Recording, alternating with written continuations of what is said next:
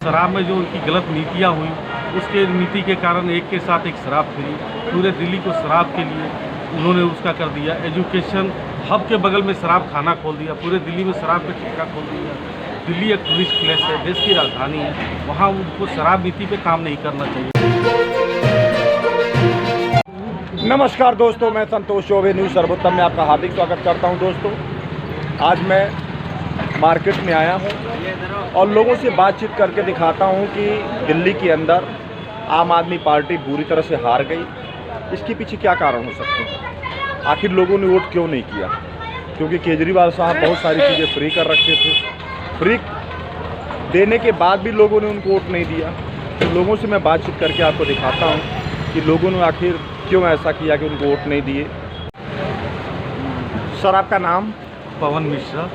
मिश्रा साहब, आज के एपिसोड में आपका बहुत बहुत स्वागत है। मिश्रा साहब, ये बताएं कि केजरीवाल साहब, आप एक खुद दिल्ली से बिलोंग करते हैं, बड़ी बुरी तरह से हार गए दिल्ली में। क्या कारण हो सकता है इसके पीछे? उनकी एक तो वहाँ के पब्लिकों के साथ उनकी गलत कमिटमेंट, जो उन्होंने गलत कमिटमेंट किया था, कमिटमेंट पे खरा नहीं उतरे। पहला तो उनका था जो बंगला नहीं लेंगे, गाड़ी नहीं लेंगे, अपने बच्चों की कसम खाए थे।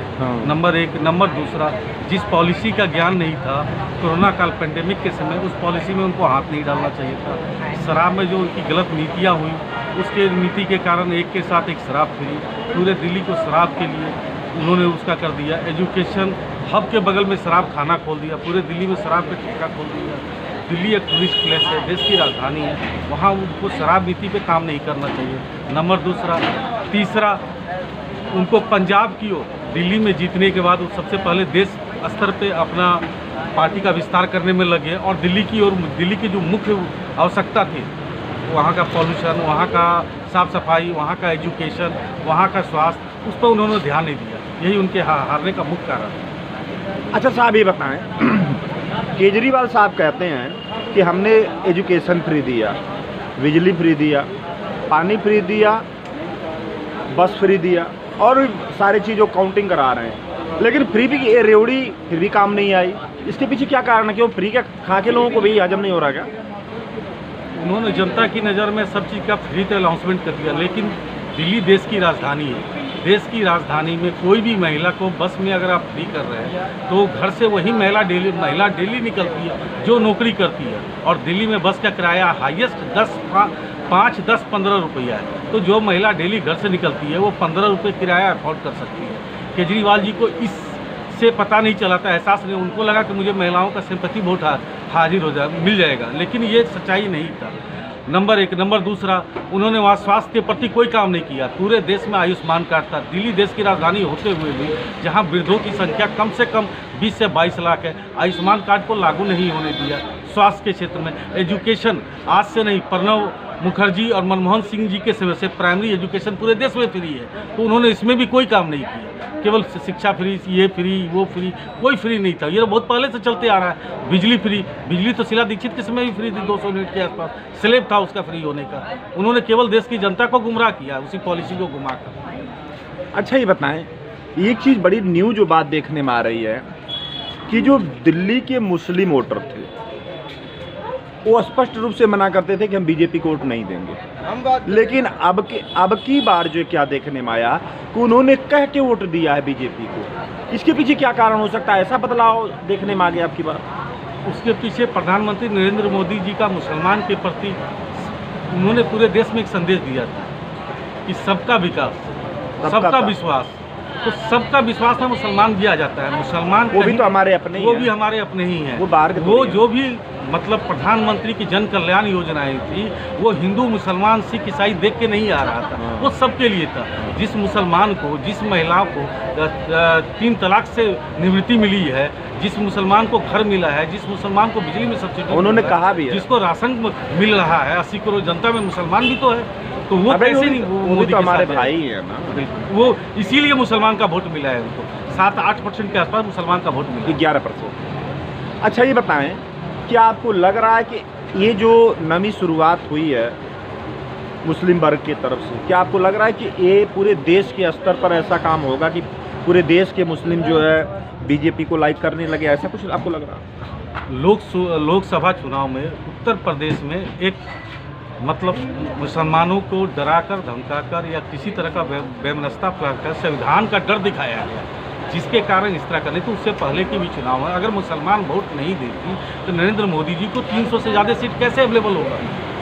जिस देश में मुसलमानों की संख्या करीब 32-40 करोड़ के आसपास है, अगर मुसलमान वोट नहीं दे रहा है, मुसलमान वोट नहीं पसंद कर रहा है मोदी जी को, तो कैसे जीत के आ रहे हैं? इसलिए मुसलमान के दिल में भी मोदी है और मोदी है, इसीलिए मुसलमान का वोट मोदी को जा रहा है। इसमें कहीं कोई डाउट नहीं है, किसी के मन में डाउट नहीं है, किसी भारतीय जनता पार्टी के कार्यकर्ताओं के मन में डाउट नहीं है, किसी जनता के मन में डाउट नहीं है, ना किसी हिंदू के मन में डाउट है कि हमारे यहाँ हिंदू जो अलग वोट डालता है, मुसलमान अलग वोट डालता है, ये सब कोई बात नहीं। आजकल देश में केवल विकास में वोटिंग होता है और जनता आजकल बहुत जागरूक है।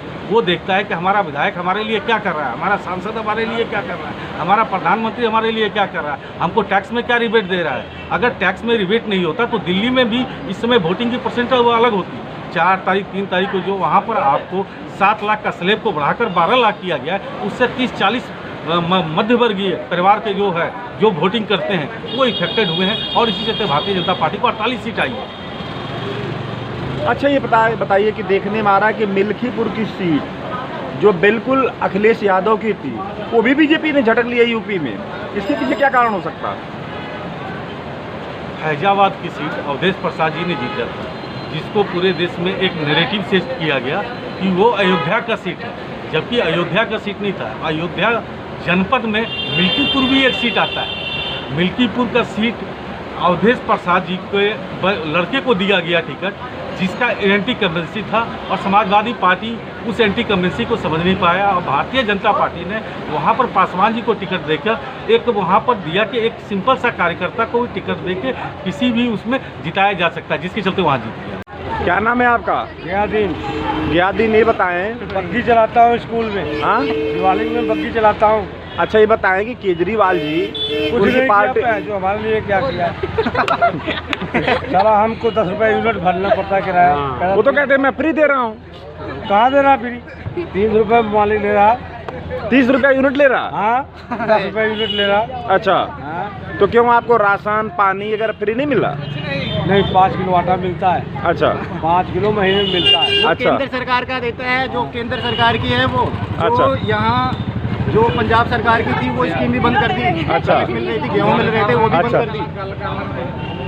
जो यहाँ पर गेहूँ मिल रहा था, यहाँ के मतलब जैसे कि राज्य सरकार से जो हमें राशन मिल रहा था वो भी नहीं मिलता, वो बंद हो गया। केंद्र सरकार का जो आ रहा है वही आ रहा है। अच्छा, लेकिन वो पढ़े लिखे आदमी तो भाई बहुत ज़्यादा है, लेकिन फिर भी आपको क्या लग रहा है क्यों इस तरह से फ्लॉप हो रहा है? पढ़े लिखे ज़्यादा है इसीलिए तो ज़्यादा बेवकूफ़ बना रहे हैं। इतना खराब मेरा हाथ देखा, पढ़े लिखे ज़्यादा है इसीलिए ज़्यादा बेवकूफ़ बना रहे हैं। दिल्ली की जनता को बेवकूफ़ बनाए, पंजाब की जनता को बेवकूफ़ बनाए। ठीक है सर। अच्छा। तो अब नहीं बेवकूफ़ बनेंगे ना।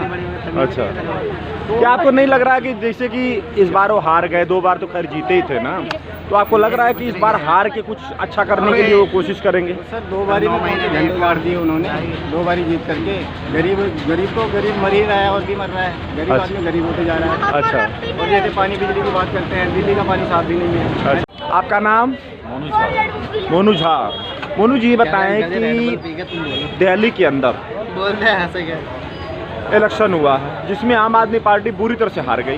क्यों हार गई? आपकी क्या? जीतता है, हमेशा जीतता है। आज क्यों हार 10 साल वो लगातार जीते हैं, 3 बार हो रहे हैं वहाँ के मुख्यमंत्री। आज कितने साल बाद बीजेपी आया? अच्छा, थोड़ा अंदर आ जाइए, अंदर आ जाइए अंदर। कितने साल बाद बीजेपी आई है? मुझे 27 साल बाद। 27 साल क्यों आया? अच्छा, उनका कुछ अच्छा कर्म है अच्छा, या अच्छा ज्ञान है?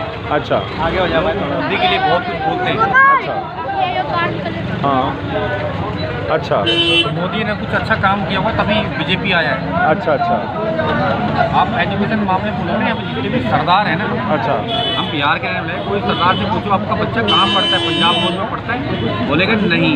हाँ, सीबीएसई बोर्ड के, हम चंडीगढ़ के रहने वाले हैं। अच्छा, चंडीगढ़ में अपना घर द्वार सब कुछ है, अच्छा, लेकिन चंडीगढ़ में अपने बच्चे को सीबीएसई बोर्ड फ्री मिल रहा है।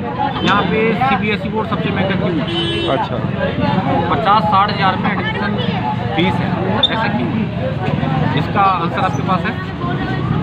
CBSE बोर्ड में अच्छी पढ़ाई होती है ना?